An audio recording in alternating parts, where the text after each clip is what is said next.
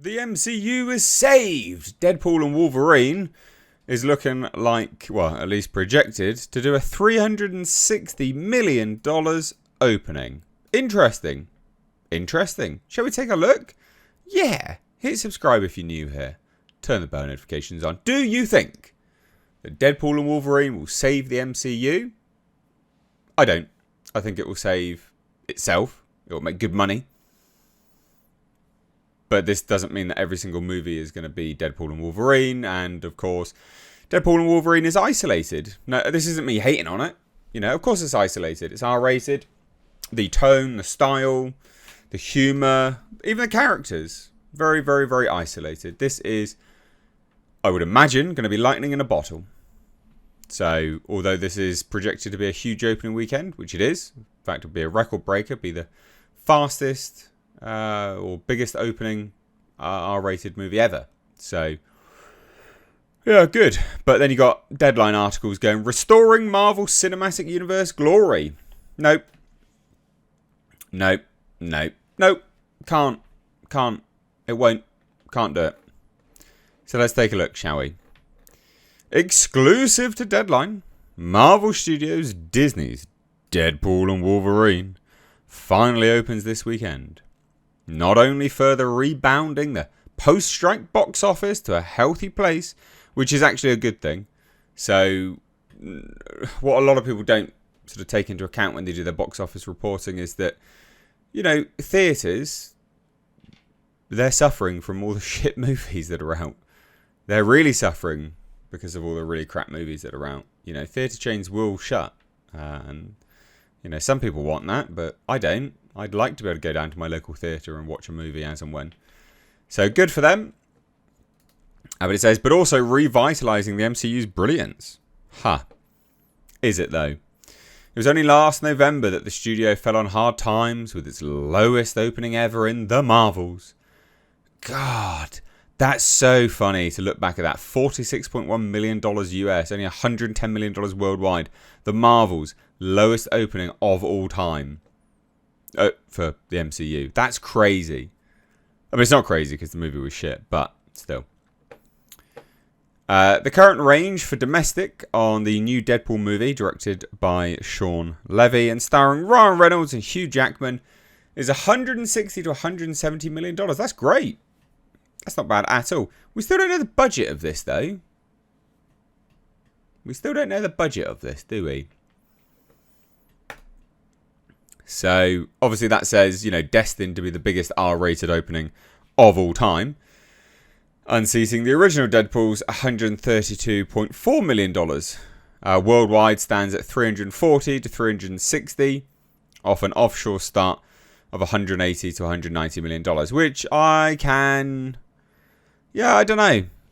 I think... It's interesting, isn't it? So, Marvel... typically speaking, has very front-loaded movies. They're very, very front-loaded movies. What I mean by that is everyone goes out to watch it day one, and then they really do peter off. The average for a Marvel movie is about 60% drop-off, which is a huge drop-off. So, I mean, look, if it's doing $360 million worldwide, great. Awesome. But if it does get that 60% drop-off the next weekend... then that's only just... I mean, well, in fairness, that's doing really well, because by its second week, it still would have crossed $500 million. It would leg out to $1 billion, for sure. $2 billion mark, struggle. And that's just going off of basic sort of historical things with respect to Marvel. And also, you've got to remember, this is an R-rated movie. The rewatchability of these things hinges on the story. It hinges on people, you know, gelling, vibing... well with the humour, the sort of chemistry on screen. All that matters when you're dealing with an R-rated movie, because just, oh wow, Marvel isn't going to cut it with just adults. It just doesn't work.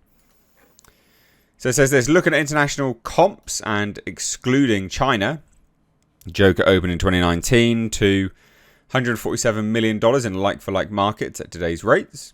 Deadpool 2 did $137 million in 2018, and Deadpool the first did $132 million in 2016. Okay, interesting.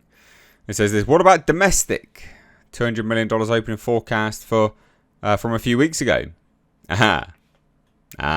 They're addressing this, are they? I'm surprised they've got the balls to address this.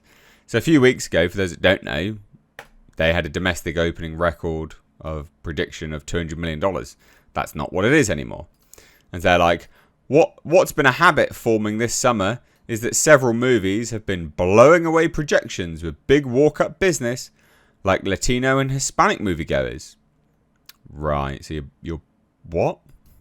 That halo effect will certainly be in store for Deadpool and Wolverine. The other unknown factor in terms of overperformance is how many parents bring their kids. Can you bring your kids to an R-rated movie? Interesting. Reynolds himself told the New York Times, "My 9-year-old watched the movie with me and my mum, who's in her late 70s. And it was just one of the best moments of this whole experience for me. While Deadpool and Wolverine is violent, it's arguably not as violent as previous chapters." Okay. So tracking is off the charts in all sectors for Deadpool and Wolverine. But the statistical prognostication problem for many MCU movies destined for $100+ million opening is how high they go beyond that point, as the sampling for movies opening to the century mark is quite small, while Twister's $81.2 million opening saw 40% of its ticket sales driven by premium and IMAX sales. Deadpool and Wolverine is taking them all away for a 3-week hold. So Twisters in weekend 2 is looking at a 55% hold, which is pretty good, to be fair. That's pretty good. 55% hold for a disaster epic's bloody good. It says this: repeat business is for certain. Alright.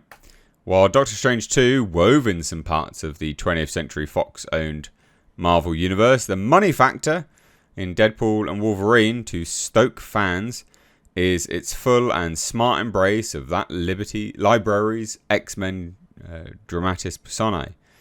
So advanced ticket sales in US and Canada as of last Friday stood at 35 million. That's pretty good for Deadpool and Wolverine, which is 30% behind Doctor Strange 2 and 5% behind Wakanda Forever. What? That's not very good then, is it? 30% behind Doctor Strange 2 is not very good. 5% behind Wakanda Forever is not good either. Tickets went on sale May 20th, 9 weeks out from release. Previews in the US start Thursday at around 1 p.m. The New York City premiere was held last night with press screenings in LA. That doesn't sound good.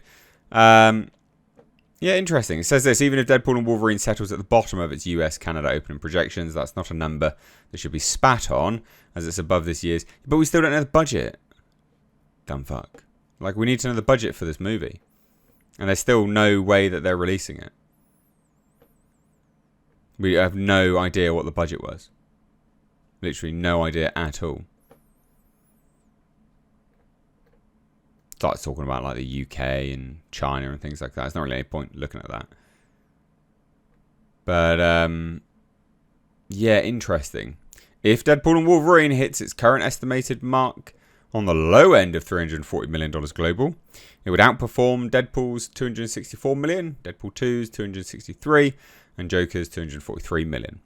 The thing everyone needs to bear in mind is all Deadpool movies, as well as Logan, none of them crossed $800 million. They were all around the $750, $780 million mark. I think this will cross $1 billion. Don't think it will do much more than that, though. Could be wrong, probably will be. But there you go. Great opening weekend predicted. What do you guys think? Let me know down below. It doesn't really matter how big the opening is. It's how much it sort of continues from there. So, yeah, drop-off matters. So, yeah, leave your thoughts down below. Cheers, guys. Take care. Bye-bye now.